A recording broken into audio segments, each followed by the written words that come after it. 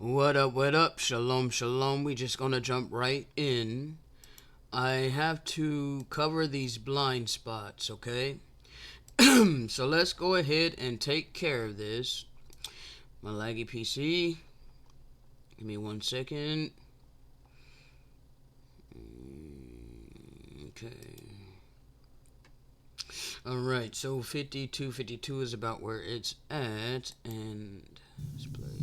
Alright, now.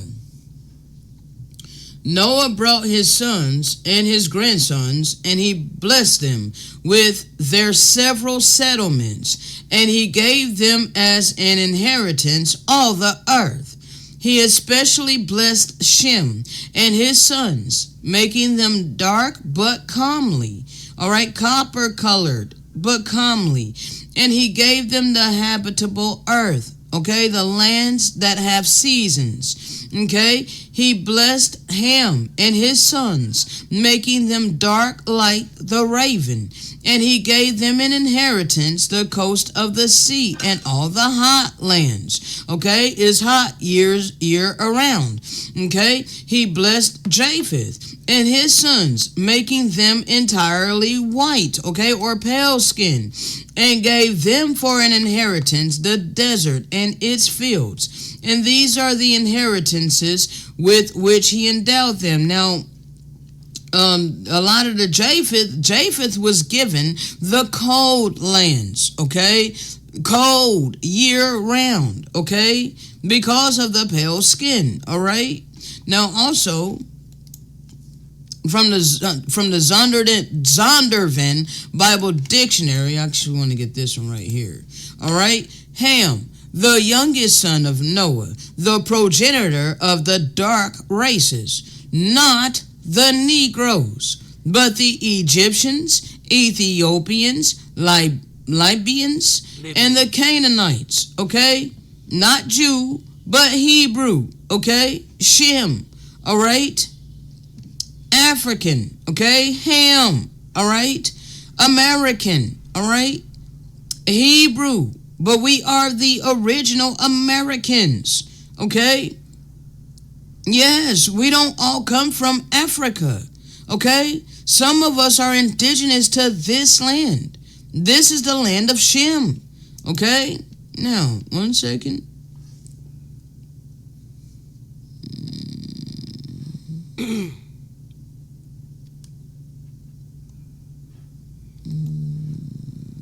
And also, let me pause that because I want to go in a little bit more detail here about how Shem and Ham looked the same, resembled one another, was always mistaken for one another. Alright?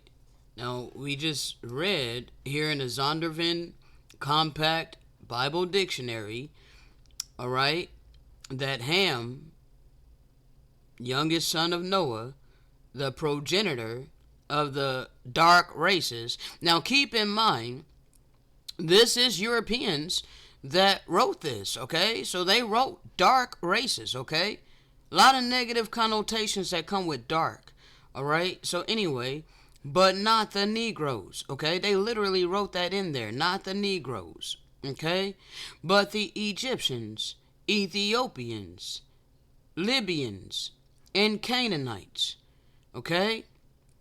So they know that there are two races from the, not Ham, because it tells you the sons of Ham here, It tells you the sons of Ham.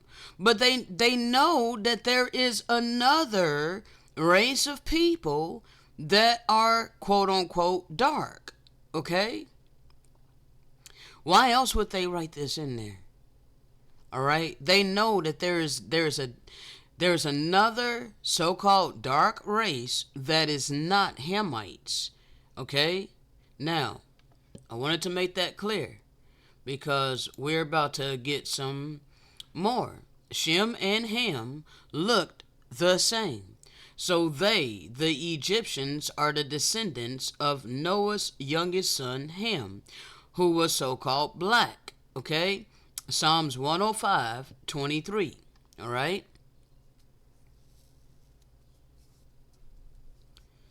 Joseph's own brothers thought he was an Egyptian. Genesis 42:23. And Moses' tribe of Levi was mistaken for an Egyptian by Pharaoh. Exodus 2:10 through 11. Other Israelites, Exodus 2:13. And by a Midian priest, 7 daughters, Exodus 2:9. All right? The Messiah himself of the tribe of Judah hid among the Egyptians. Matthew 2:13. And Paul, who claimed to be of the tribe of Benjamin, was mistaken for an Egyptian. Acts 21:37. All right?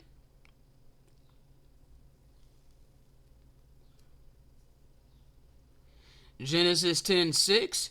And the sons of Ham, Cush and Mizraim, Egypt, and Put, and Canaan. Put, well, I guess would be Libyan. Okay. Psalm 78:51. And smote all the firstborn in Egypt, the chief of their strength in the tabernacles of Ham.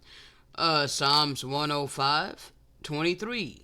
Jacob sojourned in the land of Ham. Okay. Psalms 106:22. Wondrous works in the land of Ham. Psalms 105:27. Land of Ham. Okay.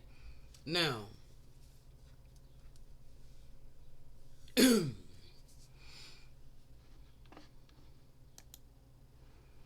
where is it warm all year round? Some of the destinations where it's warm all year round: the Thailand Islands, Mexico, Santa Barbara, United States of America, okay, America, South Africa, Ecuador, India, Brazil, Costa Rica, Morocco. All right, Ham was given the hot lands year round. Okay.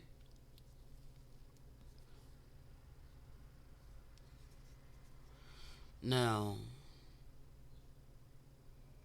let's go back over here.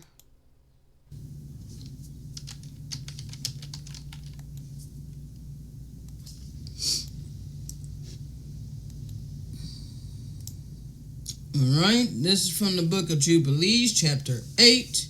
Alright, now come on down here to verse 29. This is the land which came forth for Japheth and his sons as a portion of his inheritance, which he should possess for himself and his sons, for their generations forever. 5 great islands and a great land in the north. Okay?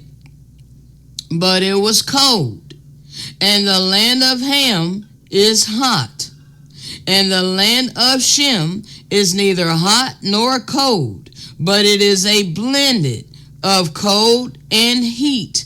Okay?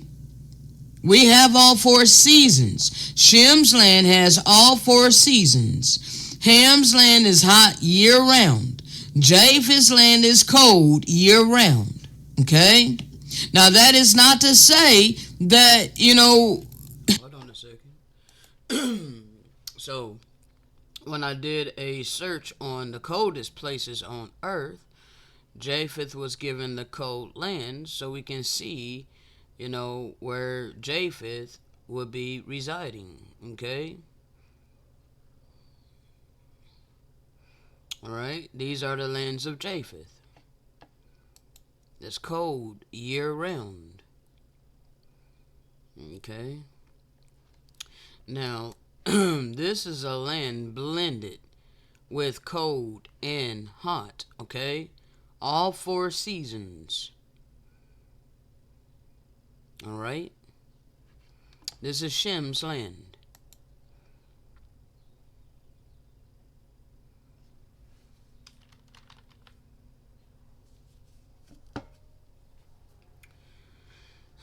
Second.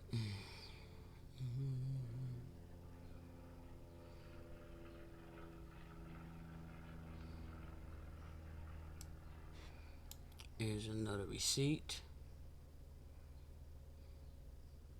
Noah rejoiced that this portion came forth for Shem and for his sons, and he remembered all that he had spoken with his mouth in prophecy.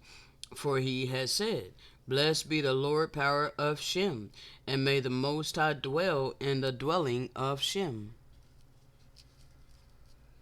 And he knew that the Garden of Eden is the Holy of Holies, and the dwelling of the Most High, and Mount Sinai the center of the desert, and Mount Zion the center of the navel of the earth. These three were created as holy places facing each other. And he blessed the Most High power of powers, who had put the word of the Most High in his mouth, and the Most High forevermore.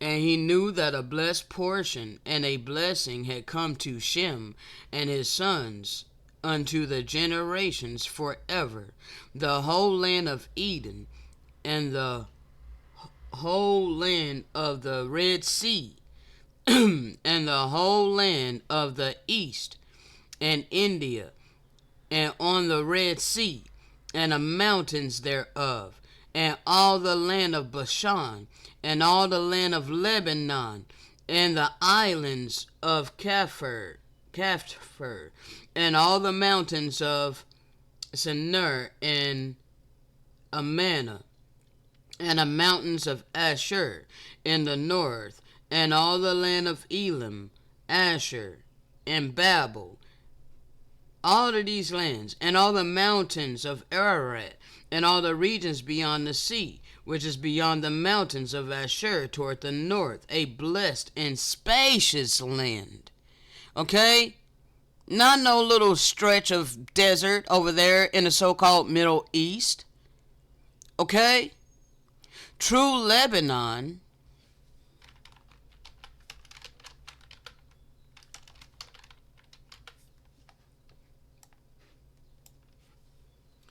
The name of Mount Lebanon originates from the Phoenician root Ibn, meaning white, apparently from its snow-capped peaks. Okay? Mount Shasta, located in California, is the biblical Mount Lebanon. Alright? It is about 3,600 feet above sea level on the flanks of Mount Shasta, a prominent northern California landmark. The city is less than 9 miles southwest of the summit of its namesake volcano. Does the snow ever disappear from the mountain tops of Lebanon? Do the cold streams flowing from those distant mountains ever run dry? Jeremiah 18:14.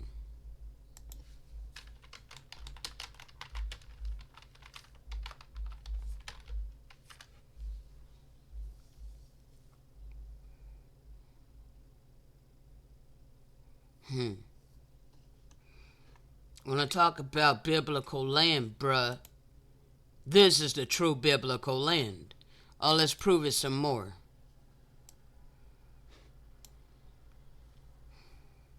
The biblical Lebanon was also known for large cedars and year-round white mountaintops. Okay? This place over here in the so-called Middle East don't line up with what the scripture declares about it. Okay? It's only snowy in midwinter, not year-round. These are the cedars of Lebanon? That's laughable, bruh. When these California redwoods are the largest trees in the world, the tallest trees in the world. Okay? Mount Shasta is snowy year-round, even on the hottest days of summer.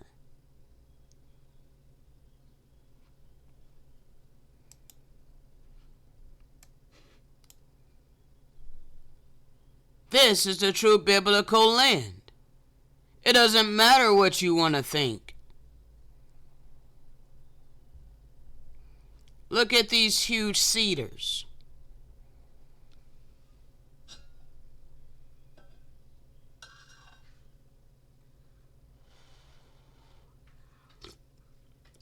Let it soak in. Let it sink in.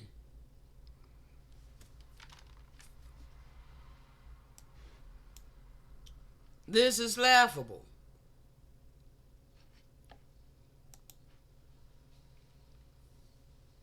Is this land fertile? The true biblical land will be fertile and have the tallest trees in the world.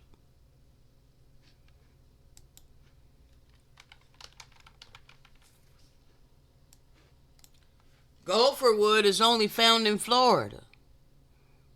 That's the wood that was used to build the ark.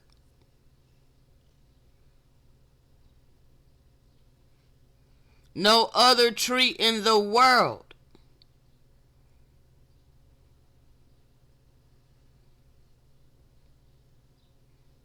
This is the true biblical land. You have to humble yourself like a child.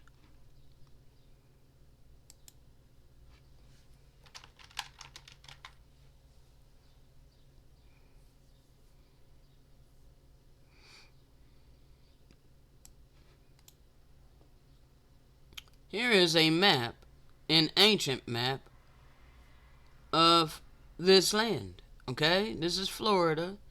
And you see these people here? These copper-colored people?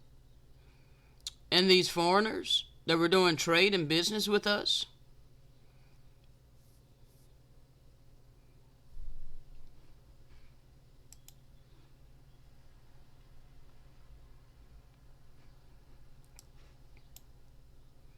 The conquest of Florida under Hernando de Soto. History of colonial North America. They took our lands by force. Their educational institutions was literally set up in order to indoctrinate us, to believe that they brung us from a completely different continent.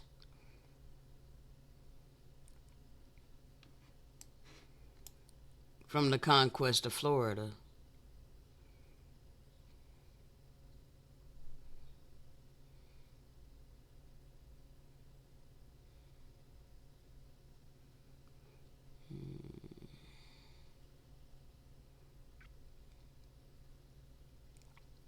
About noon on the third day, they were roused from their repose by the appearance of enemies. 7 canoes issued from among reeds and rushes, and approaching within, frail and gigantic Indian, so-called black as an Ethiopian, either from paint or natural complexion, stood up in the prow of the foremost and addressed them in a thundering voice. After a brief, I can't even pronounce that, I don't know what that is, accompanied by the menacing looks and gestures, he turned his prow and, followed by his companions, shot back again among the rushes, where from time to time other canoes were perceived gliding about as if in ambush. The words of this so-called black warrior being explained, for they were partially understood by the Indian domestics, they proved to be insulting. Bruh, these words, hold on, I got 2 words I need to look up. 1 second. And threats of hostility.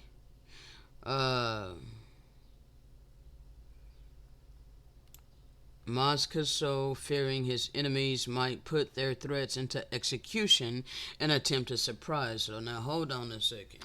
What is that word?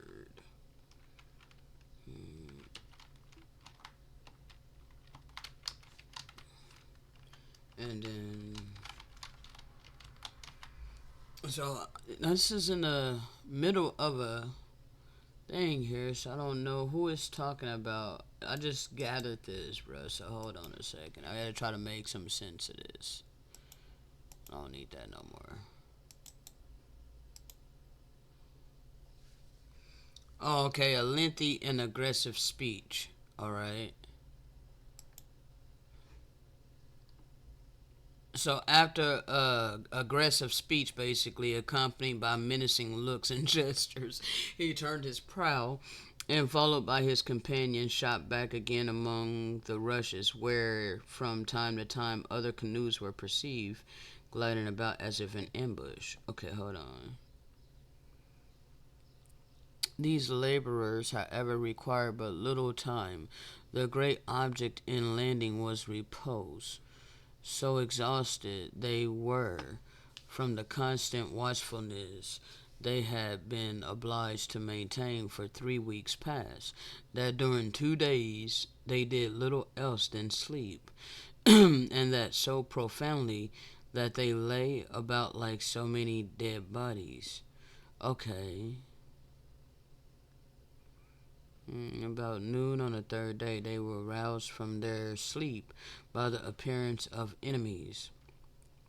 7 canoes issued from among reeds and rushes, and approaching within frail, a gigantic Indian, they say black as an Ethiopian, either from paint or natural complexion, stood up in the prow of the foremost, and addressed them in a thundering voice. So this, so he, I guess he was like the protector of the village. So he stood up to address these invaders. After a brief uh, threatening speech, basically, hold on, accompanied by menacing looks and gestures, he turned his prow and, followed by his companions, shot back again among the rushes. Wait, hold on. Where from time to time other canoes were perceived gliding about as if in ambush. The words of this so-called black warrior being explained, for they were partially understood by the Indian domestics, they proved to be insulting. Okay, I gotta look up this word too.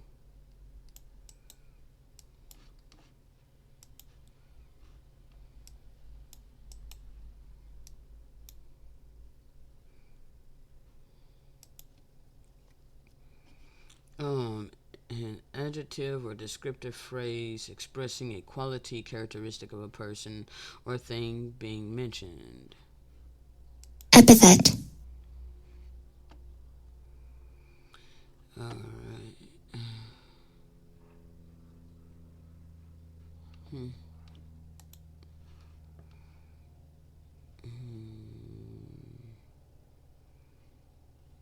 And the threats of hostility. Okay.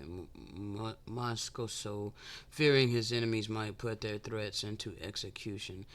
Alright, so I don't really know why I was led to get that. I guess because I put in Florida from the conquest of Florida.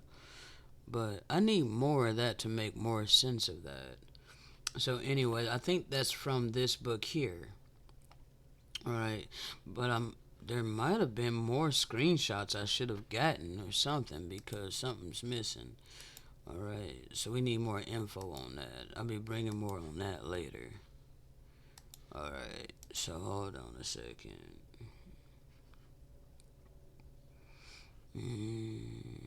Okay, hold on. These guys here are from Florida. Okay, is this I think this is where I had saved this. Okay. Okay, is this where I had saved this from? I think it might be.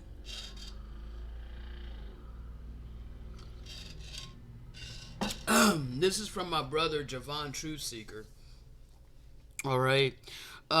So he says, let me bring this back around. This is a sculpture made in Germany depicting an American Indian. The description was in German, so I translated it. It says, this man is not a resident of Africa, but an Indian, and this is a native of Florida. Okay? Only in America do they lie about who the Indians were and hide who they are. But outside of America, other countries depict the truth. There were many different nations existing in the Americas, You so-called quote-unquote black Americans were and are still one of them.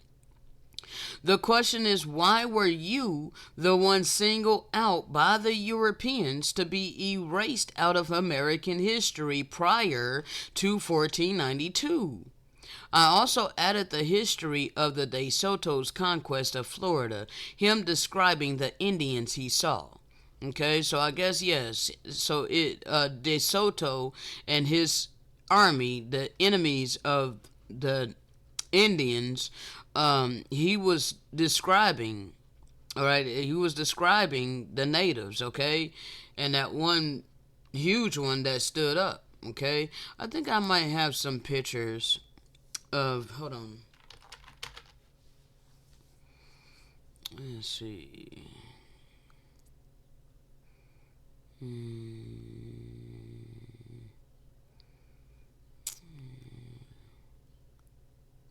One moment. I thought I might have had some pictures. Hold on.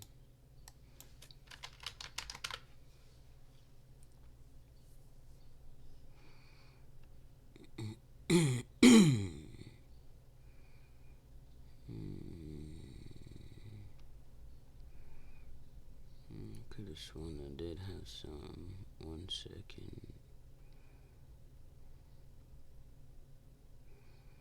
Like how they were depicted. Okay, I think here's one. Oh no, he's not depicted that big. Okay.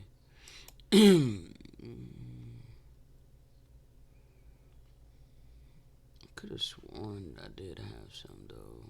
Where the heck is it? I know I had a picture of a giant Indian, bruh. Where the heck is it?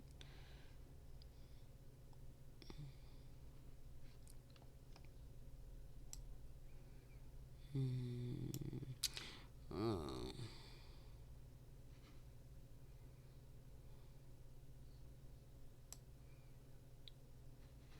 We can see, here's another receipt that we received them, and we were kind and generous. Okay, Cortez was courteously received. All right, I think this is in South America, possibly another city which boasts above 8,000 stone buildings, besides admiral palaces with spacious rooms, delightful gardens, and ponds full of fish. Okay, this is how we were living before the worst of the heathen came and took over our lands. Okay, so hold on, I'm still looking for that giant Indian that I could have sworn that I saved.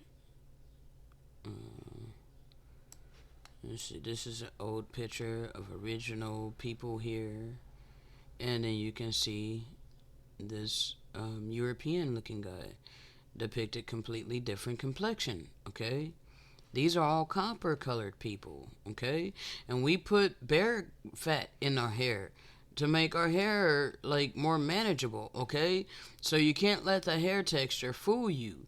All right, our people been straightening our hair. Okay, we still do the same things today. Okay, ain't nothing new under the sun.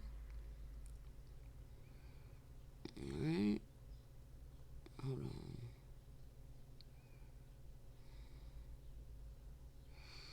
I don't know why I can't find that giant. Let's see, here's an old picture of Indians. Okay.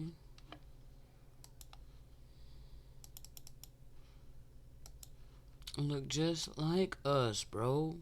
Phenotype and all. See the crown on his head? Alright.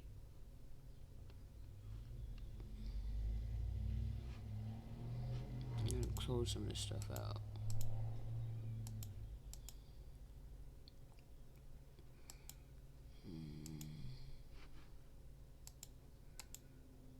Now, I'm just spending a little bit of time with you guys, showing you that this is the true biblical land and who the true people were, okay, that was on this land before colonization. Okay? 1 second.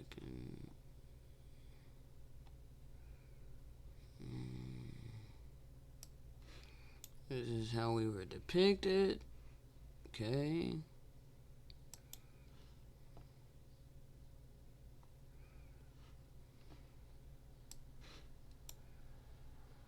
Indian boy and his bear cub pets.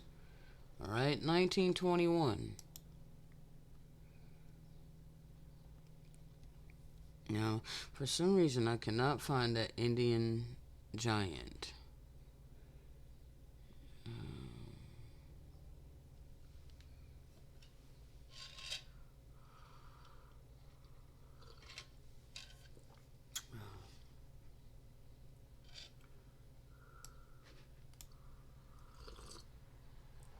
I don't know what book this is from.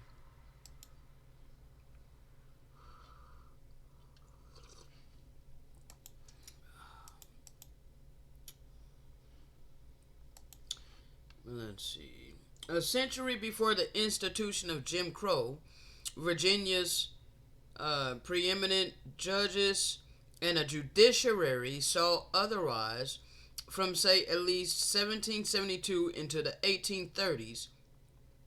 Even so-called Negroes descended in their maternal line from Indian ancestors were still labeled, quote, Indians, regardless of presumed cultural affliction or, in some instances, even physical appearance.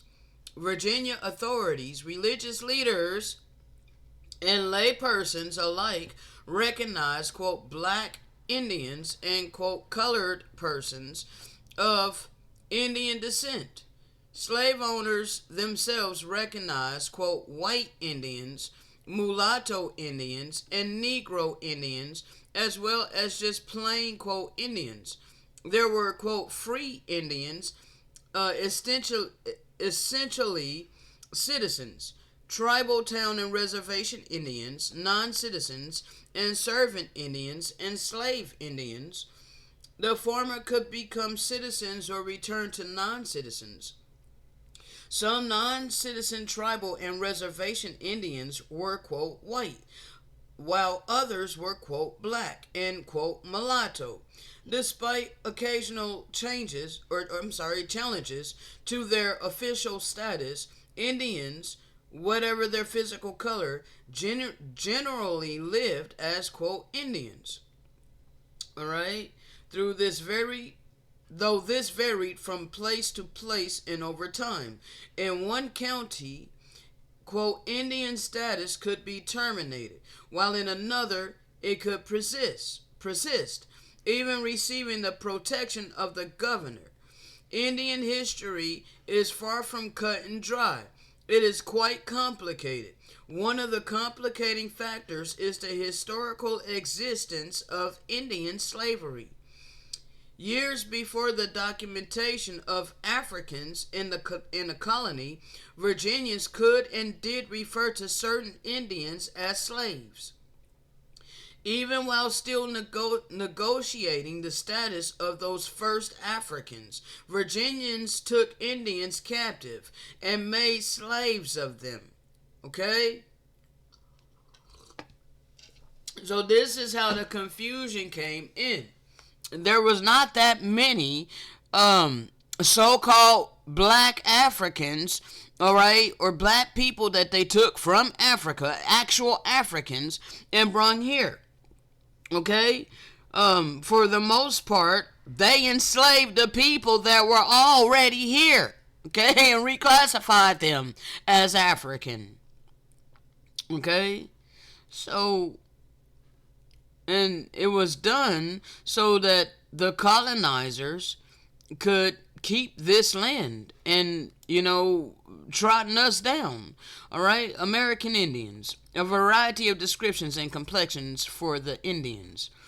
All right?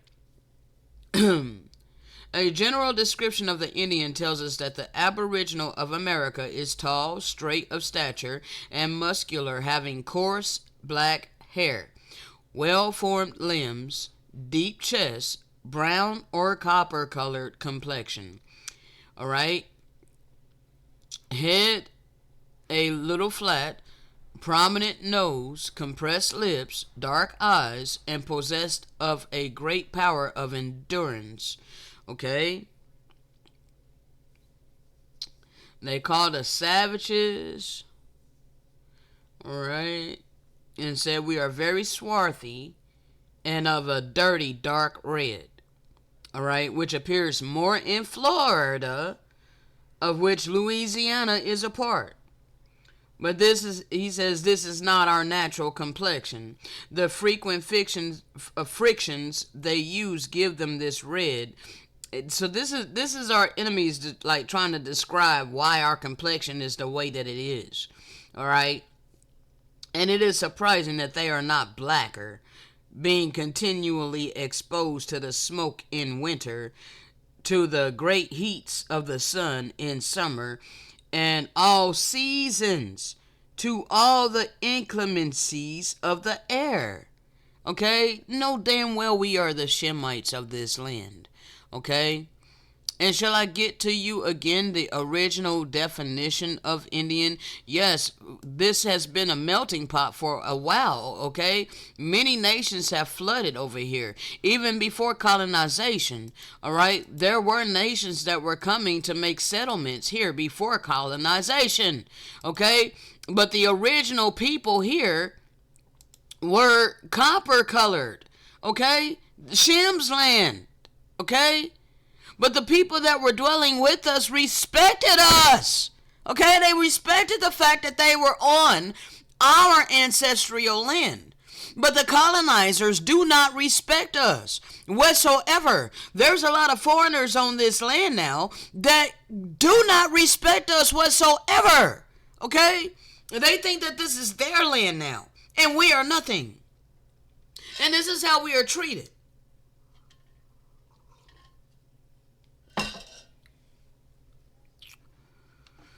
So,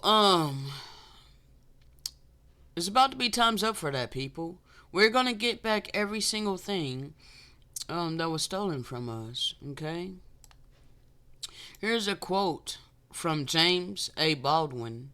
It comes as a great shock to discover that the flag to which you have pledged allegiance has not pledged allegiance to you. It comes as a great shock to see Gary Cooper killing off the Indians, and although you are rooting for Gary Cooper, that the Indians are you.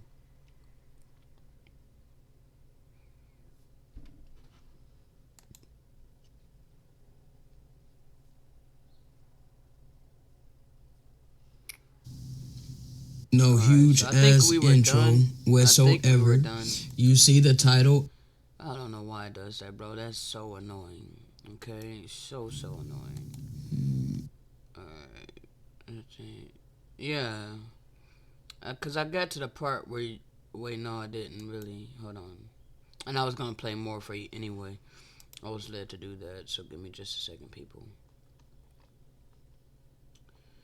I'm checking my stats here. Alright. Pale skin, and gave them for an inheritance the desert because of the pale skin, alright? But we are the original great islands, and a great... See that? I don't know if y'all could or not.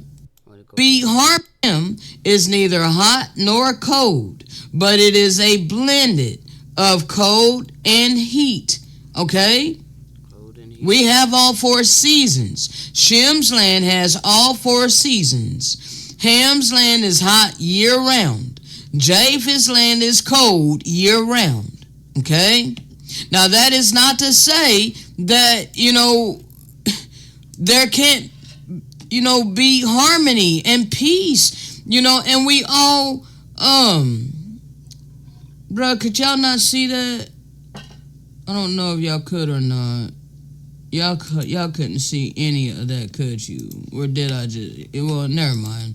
Anyway, that's not to say that there can't be peace and, say, some from the seed of Japheth would like to dwell with the Shemitic people. That is no problem. All right, and it's always been that way. Shem has always had a mixed multitude. The Israelites always had a mixed multitude of people that hung around them. Okay? So this is not saying that, you can't be on this land or nothing like that, bro. But when you are in someone's house, you will want to respect them, wouldn't you? Okay? So that's all we're saying. And then to come into the realization that what really happened, you will want to do what you can to help us, okay? Not continuously downtrot us and look your nose down at us and, claim that we're lying or claim that we're hateful. Claim that we're arrogant and all of these things that you do, projecting your false realities onto us. That ain't righteous. That ain't real love. Some of us really just want to freaking be free. Okay? To not be up under economic captivity. I deserve to have my land. I deserve to have my resources. Okay? Everyone deserves to have a roof over their head. Everyone deserves to be able to eat. Everyone deserves to have clean water.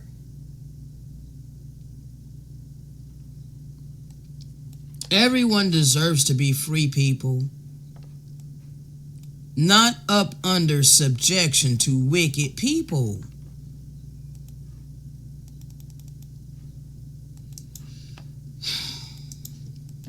Alright, that's all I was going to get of that, alright? Now, I'm done with this. No one owns the land. No one owns the oceans. No one owns the sand.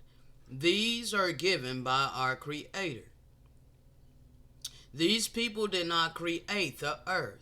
Therefore, they cannot own the earth. The earth provides for free. Only by the hands of the greedy does the earth require a fee.